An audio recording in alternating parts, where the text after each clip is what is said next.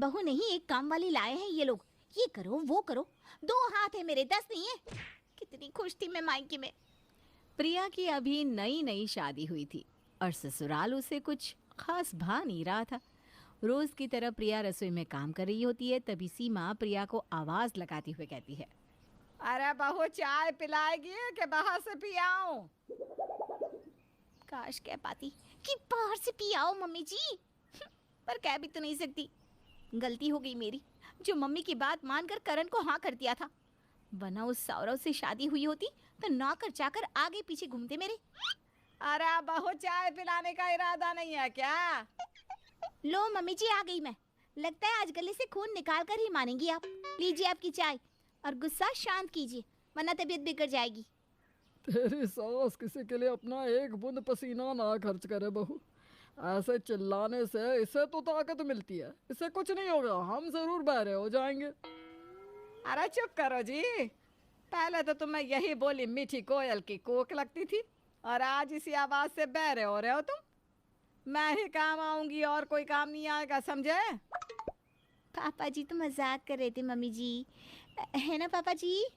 देख मेरी बहू कितनी समझदार है, ये समझ गई पर तू नहीं समझी। अपने कमरे से चेहरे पर फेस मास्क लगाए पायल वहां आती है। ये अच्छा किया पायल बेटी, चेहरे की जितनी केयर करेगी उतना ही अच्छा है। कल तुझे लड़के वाले देखने आ रहे हैं, चेहरा जितना खिला खिला दिखे उतना अच्छा।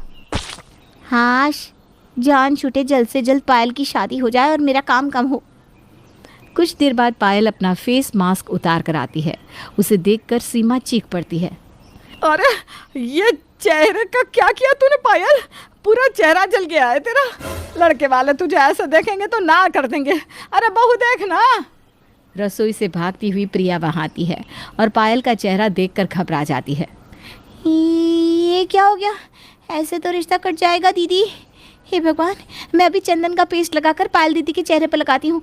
टेंशन मत लीजिए, ये ना वो फेस पैक की एलर्जी होगी। मम्मी जी सब ठीक हो जाएगा। प्रिया रसोई में जाकर अपनी माँ को फ़ोन मिलाती है। क्या हुआ बेटा, सब ठीक तो है? खाक ठीक है मम्मी, ये अच्छी बहू बनने का ड्रामा मुझसे और नहीं होता। तुमने तो कहा था ना कि ननद का क्या है बेटा, 1 महीने में अपने घर चली जाएगी। अरे पूरे 6 महीने होने को आए शादी को और ये तो मेरी छाती पर मूंग दल रही है। कभी पायल के लिए ये करो, कभी वो करो। अपना सारा मेकअप इसे देकर रखा है ताकि ये सुंदर दिखे और इसकी शादी हो, पर ये बेवकूफ़ अपना चेहरा जलाकर बैठ गई है। वो चंदन का पेस्ट कैसे बनाते हैं, बताना जल्दी। हाय मेरी फूल सी बच्ची, कितना काम करती है। ये तेरे पापा की बात सुनकर ना मैंने गलती कर दी। उन्होंने कहा था इकलौता बेटा है, बेटी की भी शादी की बात चल रही है, प्रिया बड़े चैन से रहेगी।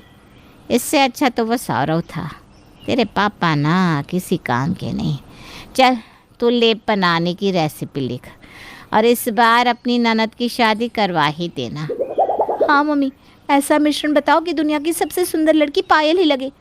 तभी वहाँ सीमा आ जाती है और प्रिया के सर पर हाथ फेरते हुए कहती है, कितना प्यार करती है तू पायल से, भगवान सबको तुझ जैसी भाभी दे। प्रिया के लिप से पायल का चेहरा ठीक हो जाता है। अगली सुबह 4 बजे उठकर ही प्रिया खाना बनाने की तैयारी में लग जाती है। अरे भोला भैया, पर्दों को चेंज कर दीजिए और सोफ़ा कवर भी, कुछ भी पुराना नहीं लगना चाहिए। हाँ भाभी। प्रिया की आवाज़ सुनकर सभी जाग जाते हैं। ये सुबह सुबह तुमने भोला भैया को क्यों बुला लिया? आज मेरे इकलौती ननद को लड़के वाले देखने आ रहे हैं, कोई कमी नहीं होनी चाहिए। हेल्पर चाहिए था तो भोला भैया को बुला लिया और आज भोला भैया मेरा रसोई में हाथ बटाएंगी। दुकान तुम्हें आज अकेले ही संभालनी पड़ेगी। बड़ा लकी हूँ मैं जो तुम इस घर में आई। हाँ भैया, भाभी ना मेरी बड़ी फिक्र करती है। अरे पायल, तुम क्यों उठ गई? 8 घंटे की नींद नहीं हुई तो डार्क सर्कल आ जाएंगे तुम्हें। जाओ रेस्ट करो। आप सभी भी सो जाइए, मैं सब देख लूँगी। प्रिया सारी तैयारियां अच्छे से कर देती है। दोपहर के खाने के वक्त लड़के वाले आते हैं। जाओ बेटा, मेहमानों के लिए नाश्ता लेकर आओ। पायल रसोई में जाकर प्रिया का बनाया खाना बाहर टेबल पर रख देती है। सब कुछ पायल दीदी ने बनाया है अपने हाथों से। सुबह 4 बजे से काम कर रही हैं बेचारी। ये सोफ़ा, पर्दे सब हैंड स्टिच्ड है। बड़ी टैलेंटेड है पायल दीदी। वाह, खाना तो बड़ा लजीज है। और पर्दे तो मार्केट के लगते हैं, क्या फिनिशिंग है। लगेंगी ही, मार्केट की तो है। और बताओ पायल, तुम्हें क्या पसंद है, क्या नहीं, क्या सोच है तुम्हारी? पायल नज़र झुकाती है और अपने हाथ पर लिखे आंसर्स को पढ़ना शुरू करती है। मुझे वो हर चीज़ पसंद है जो मेरे मायके वालों को पसंद है, और जो इन्हें ना पसंद हो वो मुझे नहीं पसंद। और शादी के बाद मेरी पसंद वही होगी जो मेरे ससुराल वालों की पसंद होगी। वाह, क्या संस्कार है। पायल के जवाब सुनकर सीमा हक्की बक्की रह जाती है और फुसफुसाते हुए रमेश से कहती है, ये इसे इतना अच्छा बोलना कहाँ से आ गया। अरे भाग्यवान, सारे सवालों के जवाब प्रिया ने उसकी हथेली पर पहले ही लिख दिए थे। तुम्हारी बेटी ने बस उसे देखा और चप्पर चप्पर बोल दिया। हमें तो ये रिश्ता मंजूर है। हम तो कुंडली मिलाना, मुहूर्त ये सब नहीं देखते, पर आप लोग अपने पंडित को दिखवा लीजिए और मुहूर्त पक्का करके हमें बता दीजिए, ताकि हम भी तैयारियां शुरू कर सके। हे भगवान, तेरी लीला अपरंपार। जल्दी से जाकर ये न्यूज़ मम्मी को देती हूँ। प्रिया अपने कमरे में जाकर अपनी माँ को फ़ोन मिलाती है। मम्मी रिश्ता पक्का हो गया। बड़ी संतुष्टि मिली आज। बस तेरी ननद एक बार विदा हो जाए, फिर क्या सब तेरी मुट्ठी में। भोला भैया को जो बुलाया है, कोशिश करना कि वो जाए ही ना। पायल का बहाना बनाकर उसे घर पर ही रख। पायल की शादी के बाद फिर उन्हीं को परमानेंट रख लेना। मेरी सास इतनी भोली नहीं है मम्मी, वो तो भोला भैया को निकाल ही देगी।